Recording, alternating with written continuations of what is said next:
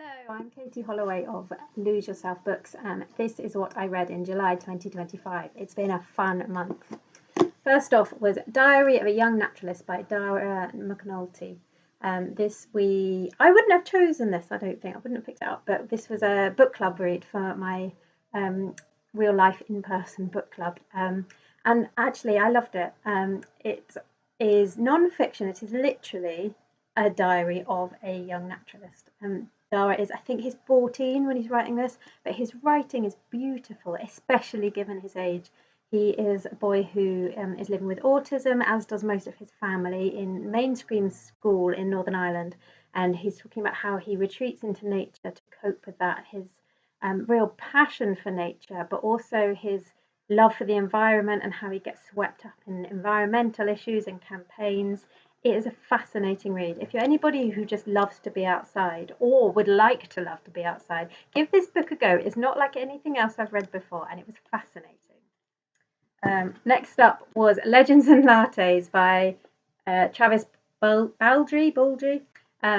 This was really fun as well. What is interesting about this book is it was self-published first and then got picked up by a major publisher after it became popular.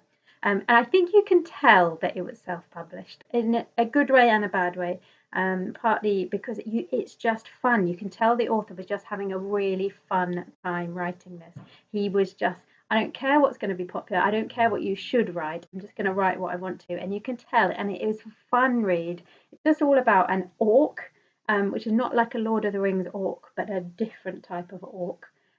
Who she was an assassin, essentially, a hired killer, and she just gives that up to set up a coffee shop, and it's just cozy and nice. There's not loads of plot, and I quite liked that. However, the downside was there wasn't loads of plot, and I actually wanted more plot than I thought I did. I was surprised that I wasn't happy with just the meandering, but it was a really fun story. If you're looking for something just light and fantasy, give this a go. It was fun. Next up was on my Kindle. It's a love story by Annabelle. Who wrote this? Annabelle Monaghan. I think we say that. This also was a really fun. I haven't read any of this author's work before, but they were talked about on Substack actually. If you haven't checked out Smart Romance on Substack, maybe I'll tag them.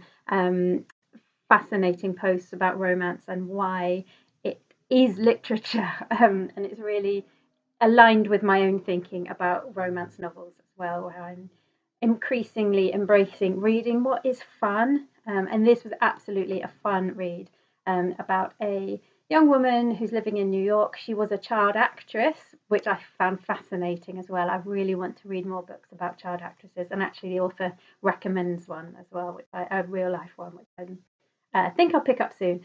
She was a child actress. She's kind of got the hang up of that. She played an unpopular character and kind of believes she's basically eminently unlovable, which is sad, but it's a light-hearted novel. There is the sadness there, but it is a romance. It is a fun summer read, and how she falls for a guy on the beach who she knows they go to the beach together. But she knows him from her real life. Just read it if you want a fun summer beach read. This is a really fun one. I really enjoyed it. In terms of sexual intimacy, I think there was one scene that was a bit explicit, but it really wasn't too bad at all. So if that is a thing that you are seeking to avoid, this one is not a bad one at all. I really recommend it.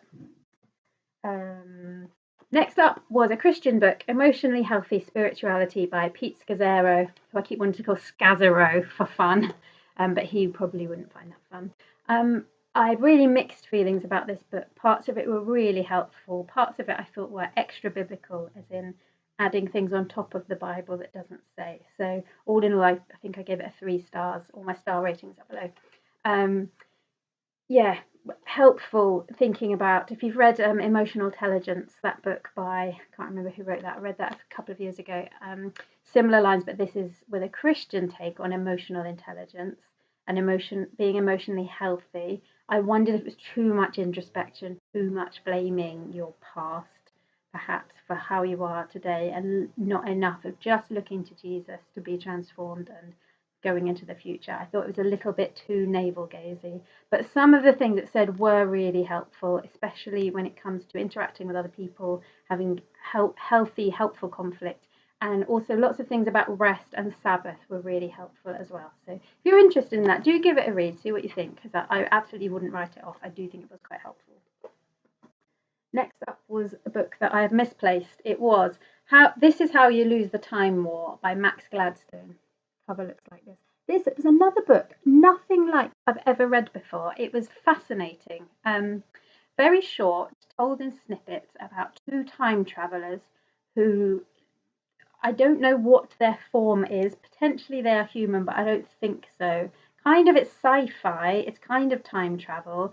It's kind of a love story. I really don't know how to explain it. It was very clever, quite beautifully written. At times I thought it was a bit overwrought with the description and the just mulling things over. It was very introspective, but I really enjoyed it. It was short and I read it in about 2 sittings, I think. If you're interested in time travel, definitely read this. I would say read it if sci-fi is not your go-to. It's not necessarily my go-to. It wasn't too in the details of that. It wasn't off-putting. Give it a go. Unlike anything I've read, which I've said about a couple of things this month, which is interesting. Next, 3 books that I'm going to review all together all at once, because I picked this book up from the library, Lessons by Jenny Colgan, and then I realised it is actually the 3rd in a series, which was initially published under a pen name of Jane Beaton. So Class was the first, then Rules, which I've just bought this on eBay, and then read this one, which is the 3rd one, Lessons. This is a series that was on the cover. It's pitched as Malory Towers for grown-ups, so I had to give it a read. My daughter's into Malory Towers at the moment, and I do quite like a boarding school book. We read the first 3 Harry Potters last summer with my kids, and I thought I do like a boarding school book. So these are that, but for grown-ups. That said, a teenager could read them. They're quite tame and nice. It's about the main character Maggie, who was in a real deprived school in Glasgow, who then moves down to this posh boarding school in Cornwall to teach, and it is very like Malory Towers. And how she fits in there. She is initially engaged to a chap back in Glasgow. That starts to unravel. She kind of falls for a chap at the boys' school across the way, which is not allowed. And the thing kind of pans out across the 3 books. I would say it felt like reading 1 book rather than 3 books, even though there was a 10-year gap between finishing this and publishing this, even writing this, I think. So these 2 books I felt were very dated. I rated them 3 stars. I really enjoyed them. There wasn't great literary merit in them, but they were enjoyable. But some things were just handled in a way that wouldn't fly these days, to do with race, and not much race. Was mostly, there was a couple of comments that, ooh, and also body issues, weight, that kind of thing, which I thought were dealt with in a way they wouldn't be now. But in this book, the 3rd one, which was published I think 2018, so this is not so long ago now, it was all picked up in a much more contemporary way. So this one I did rate 4 stars, even though throughout all 3 I found the point of view weird. I've written a proper review, and I'll probably post them here, or maybe just on Goodreads. The point of view I found weird until right at the end of this one, where she totally plays it up in quite a funny way, and I was won over to it by that. I think the ones I might pick up again when I really want a comfort, easy read. So if you fancy an English boarding school book that's for grown-ups, give these a go, because they are quite fun. These 2 especially take with a pinch of salt. This one with a smaller pinch of salt, but they were fun and I really enjoyed them. And then finally was this little book, Devoted by Tim Challies, which is the stories of 11 Christian men, from way back to Timothy in the Bible, to people like John Newton, Hudson Taylor, up to John Piper, who's still alive today.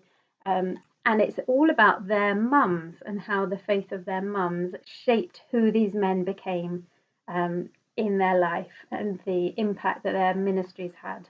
The chapters were short, and there was a reflection and some reflection questions at the end of it. I found it really hopeful and positive, whilst also showing the mistakes and the hardships of these women, and how God used them in these men's lives. I do wish it had been written by a woman, but at the end of each chapter, there was a woman who is a mum who gives a reflection, and she's written the reflection questions. So I'll forgive it for that. Just really helpful, encouraging, not a heavy read, but again, for the summer, this is quite a good one to pick up and have a bit of encouragement for all the mums out there raising boys in particular. But I would say I found it helpful for my daughter as well as my son. So give that a go if you're a Christian and you like Christian biographies. I do recommend it. That is it. It's been a busy month with books. I've whizzed through a lot of these books. I've enjoyed it. It's been a fun month. So I will be back at the end of August to tell you what I've been reading in August. Who knows what it's going to be? I haven't planned it. So hopefully some more fun reads. I will see you all soon. Take care.